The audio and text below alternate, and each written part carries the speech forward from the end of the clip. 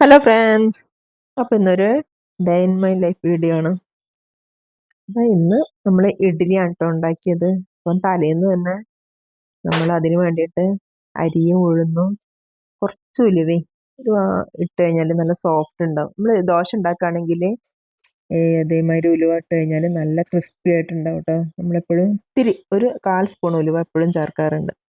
അപ്പോൾ അതാ ഇന്ന് രാവിലെ തന്നെ എണീറ്റു, കുളിച്ചു, ഫ്രഷായി, നമ്മൾ വിളക്കെല്ലാം കത്തിച്ചു. പിന്നെ ഒരു ചായയെല്ലാം ഉണ്ടാക്കി കുടിച്ച് അതിന് ശേഷമാണ് കേട്ടോ ഇഡ്ഡലി പരിപാടിയൊക്കെ തുടങ്ങിയത്.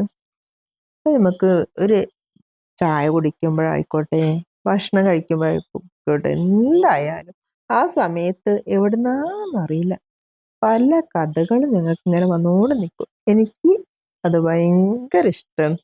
കുറേ സമയം നമ്മൾ ഇപ്പോൾ തിന്നാണെങ്കിൽ ആ തിന്ന കൈയും വെച്ചിട്ട് ഞാൻ കുറേ സമയം അന്നേരം എവിടുന്നെല്ലോ എല്ലാം കഥകൾ വരും.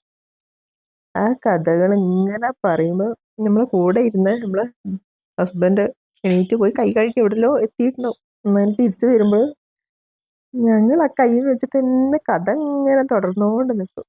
ഇന്നലെ വന്നാൽ അടുത്ത് നിന്നിട്ട് പറയും, "അല്ല, നിങ്ങളെ കഥ എപ്പോഴും കഴിഞ്ഞിട്ടില്ലേ?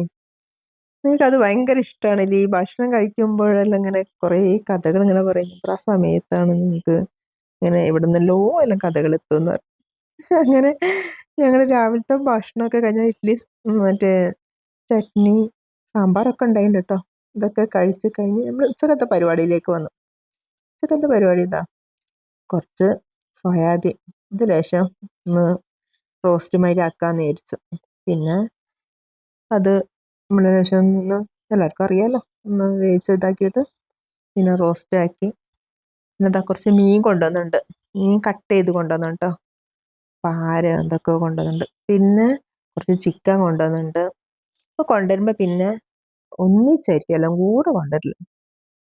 അപ്പോൾ ഇതാ നമ്മുടെ പൂച്ച മീനും ചിക്കനും ഒക്കെ കണ്ടിട്ട്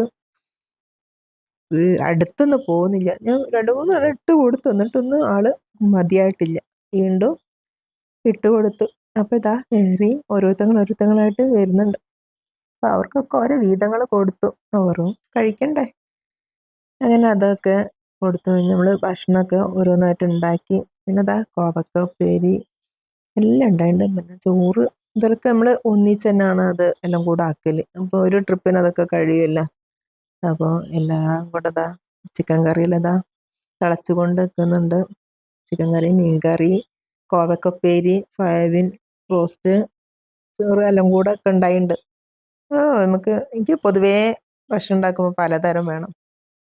ഒരു സാധനം തന്നെയായിട്ട് അപ്പോൾ ഉണ്ടാക്കിയാൽ നമുക്ക് എല്ലാം കൂടെ വേണം. പ്ലേറ്റ് നിറച്ചൊരു സൈഡിലെല്ലാം ഇങ്ങനെ പലതും ഉണ്ടാവും. എനിക്ക് കഴിക്കാനൊരു ഇഷ്ടം ഉണ്ടാവില്ല. സാധാരണ ഒരു കറിയും ചോറും മാത്രം ആകുമ്പോഴൊന്നും ഭക്ഷണം എന്തോ ഒരു ഇറങ്ങാത്ത മാതിരി തോന്നും. പലതരം ഉണ്ടാകുമ്പോൾ നമുക്ക് കഴിക്കാൻ തന്നെ ഒരു ഇൻട്രസ്റ്റ് ആണല്ലോ. അതൊക്കെ കഴിച്ച് പിന്നെ രാത്രി നമുക്ക് പൂളയും കഞ്ഞിയായിരുന്നു കേട്ടോ.